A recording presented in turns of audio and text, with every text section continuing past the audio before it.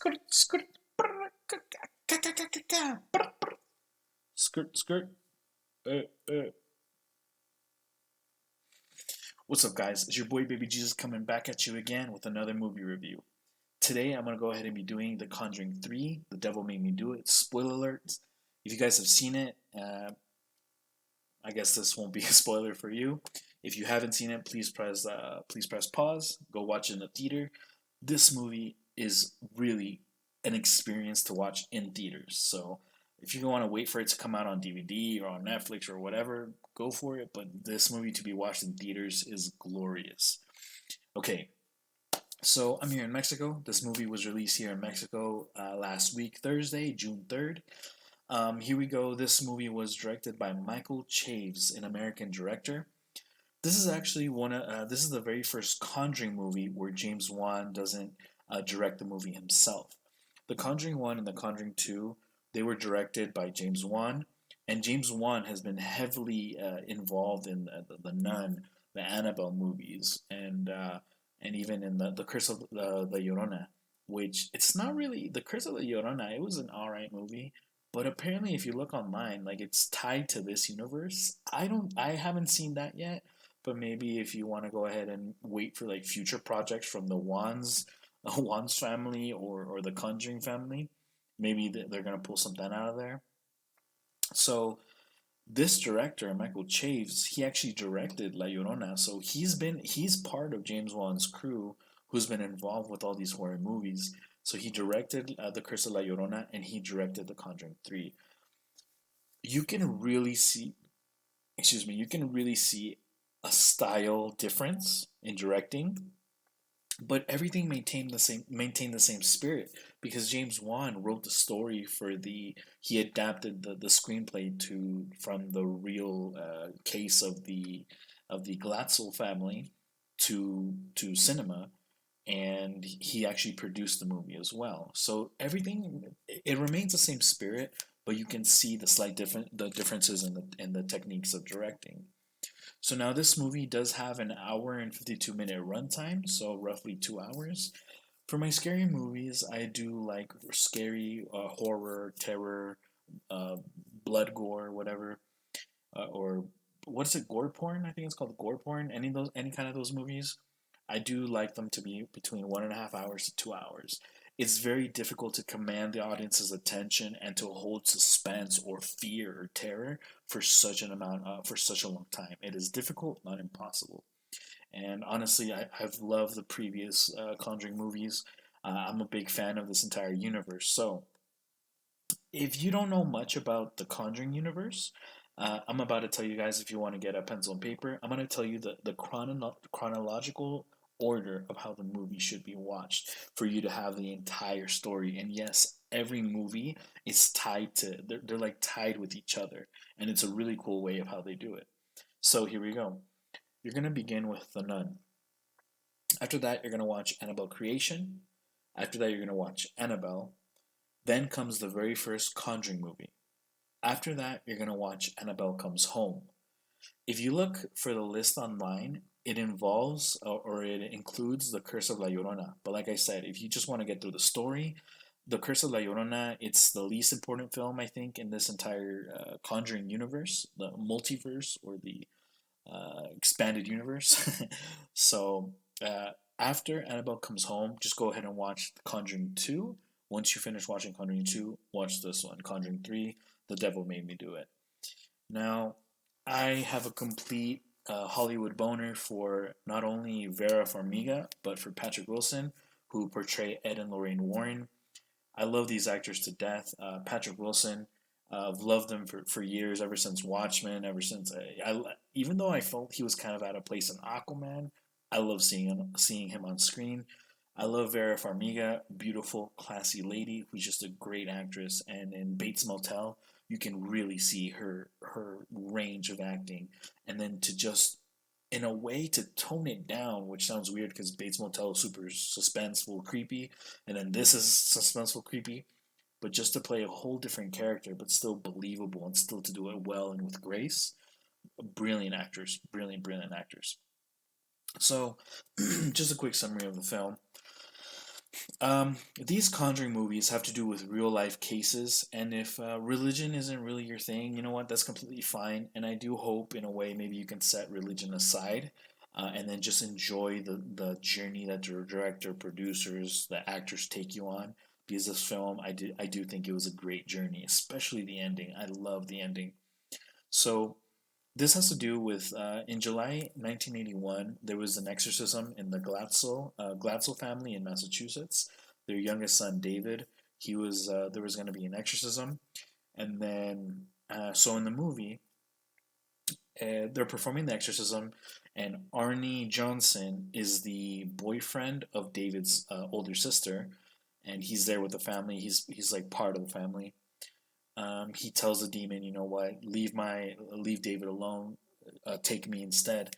And so a lot of mayhem happens in the house while the exorcism is happening. The demon even gives Patrick Wilson a heart attack, but he's the only one that sees the transference between one body to the other. The demon leaves David's body and goes into Arnie Johnson's, but no one else sees it because of the mayhem that's going on. Only Patrick Wilson, only Ed Warren. Ed Warren then suffers from a major heart attack, and it's not necessarily a coma, but he just loses consciousness and then is in a hospital for, I believe, a couple of days, just a complete out of any conscious state. So no one really knows what's going on, and then Arnie and his girlfriend, they just continue on with their lives. While Ed is recovering, Arnie Johnson, things start to happen.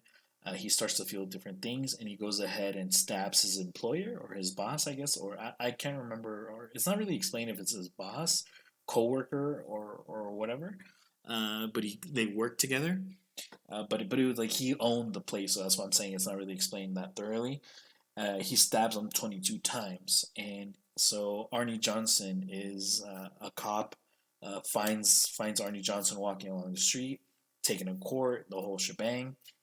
Long story short, Arnie Johnson in November 1981 gets convicted of manslaughter.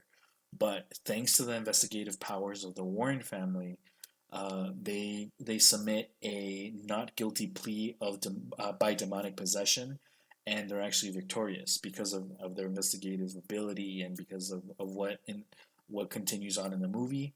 And so he only has to serve 5 years. Well, so they basically find out that a Satanist, a very powerful Satanist, is casting curses. Um, so she cast the curse on David, and then David passed it over to Arnie, and then she's basically controlling the demon that's controlling Arnie. And so throughout this time, Arnie is like in jail. He's put on suicide watch. Things are happening, and then Ed and Lorraine Warren, they're looking for the Satanist, and then the final act of the film is just very powerful, where they're confronting the Satanist. There's a priest performing, I guess you can say, an exorcism on Arnie, but the demon is winning like crazy, and just the visuals in the end, the the journey that you're taken on is just incredible. And this is an experience for theaters. Like, I mean, if you, like I said, if you want to wait until this comes out for streaming, whatever, go for it. You'll enjoy it because it's just a great film. But at the end of the day, watching this in theaters, it'll blow your mind. It's just really well made. You can really see the difference in directing by Michael and James Wan. James Wan, everything flowed more naturally. It was part of the story. Like it felt like natural movements. Whereas Michael Chaves is much more of a technical director. His shots are a bit more punchy. They're a bit more locked in. It's not as natural, but not necessarily bad. It did cause, or it was the reason for some pretty cool shots, pretty cool scenes, and the choreography, the acting was great by all the actors. Arnie Johnson's character or actor, very, very well done. I will admit though, since Michael Chaves, this is his second time around with a big budget film, I guess you can say he's maybe a bit less skilled than James Wan, or he was relying on his second or third directing unit to take care of the stunts, because there's like a stunt in the middle of the movie, and you can tell that it heavily used CGI. It did take me out of the movie a little bit, but like I did say, the final act completely redeemed itself. I think it was brilliant, just how everything was made, and it still kept the spirit of the first and second Conjuring movie. So, I want to go ahead and rate this film overall just a 9 out of 10. I get the first and second Conjuring movies, for me, those are 10 out of 10. James Wan nailed or hit the ball out of the park, hit the head of the nail with the hammer. Truly a big fan of these movies. I truly do recommend them. Great horror movies, especially for I know I said this last time, but perfect date movie, perfect movie to just watch with friends, perfect journey. I loved it. So yeah, I hope you guys went ahead and enjoyed my review. And if you want to stay tuned, I have my review for my Hispanics, for all my Spanish speakers. Buenas tardes, raza, ¿cómo están? Espero que estén bien. Hoy estoy hablando sobre El Conjuro 3. El Conjuro 3 acaba de salir aquí en México hace una semana, el jueves, en junio 3.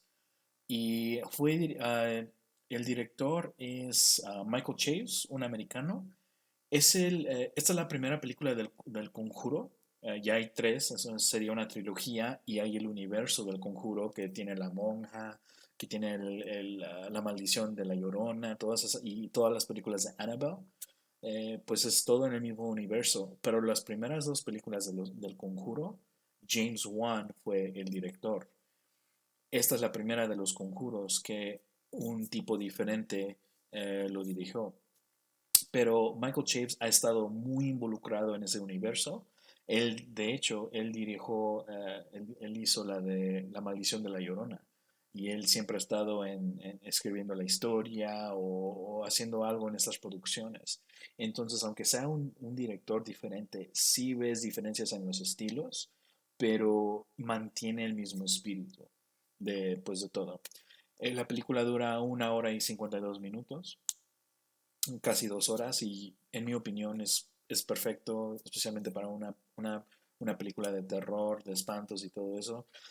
Ya si fuera más de 2 horas, 2 horas y 15, 2 horas y media, sí se cansa uno, especialmente si no está bien hecho. Pero esta aquí no es el caso. Aquí muy bien hecho, todo hecho muy bien. Es una película de calidad. Sí se ve, lo vuelvo a repetir, sí se ve la diferencia un poco en los estilos de dirección, o de los directores. Sí se ve un poco de diferencia, pero de nuevo, mantiene todo el mismo espíritu. Tenemos a los gran actores de Patrick Wilson y Vera Farmiga. Patrick Wilson y Vera son veteranos en Hollywood, han estado en muchas películas en estos últimos 2 décadas, hasta creo que Vera Farmiga, las que hacen la Lorraine y Ed Warren.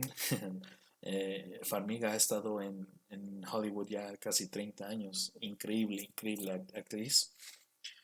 Y pues esta película se trata de un exorcismo en el julio 1981 de el miembro más joven de la familia de Glatzel. Es un niño que se llama David. En ese julio estaban haciendo la familia Warren un exorcismo. Y en la película, pues el demonio se pasa de David a el novio de la hermana de David, que es Arnie Johnson. Y Arnie Johnson, en los días que pasan, se revela de nuevo que pues el demonio se transfirió y todo. Arnie Johnson mata a un joven y a cuchillazos, y la policía lo agarra y todo. Y la película se trata de la investigación de los Warren a apoyar a Arnie Johnson a comprobar que él no fue culpable, o él sí fue el que mató al joven.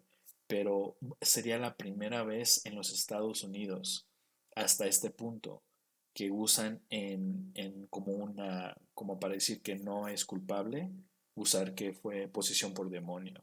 De hecho, en noviembre de 1981, Arnie Johnson, la sentencia es que él sí mató al joven, pero gracias a decir que no fue culpable por posesión de demonio, solo tuvo que servir 5 años en la cárcel.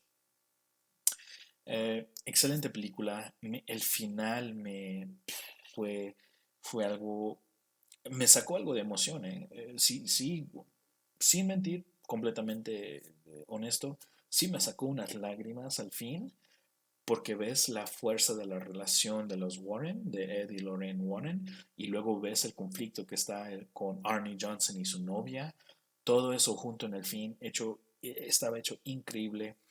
El, el camino que te lleva este director, que te lleva James Wan, porque él produjo esta película, los actores, es un camino increíble, lleno de emociones, espantos, todo, hecha muy bien. Sí, en la mitad como en medio de la película, sí hay unas escenas a donde se ve ya no tanto o la falta de experiencia de este director, porque sí hay unas escenas donde los efectos especiales sí se ven chafas, no se ven muy bien, pero todo vale la pena al final de la película. La historia tiene una conclusión increíble y, y entero en mis ojos fue un éxito. Yo le doy a esta película un 9 de 10. Para mí es una película sólida, me encantó, pero sí recomiendo que la vean en cines lo más pronto posible, todavía está en cines. Y pues muchas gracias por escuchar a mi crítica y espero que tengan linda noche y adiós, cuídense y hasta luego. Crr, crr, pa, pa.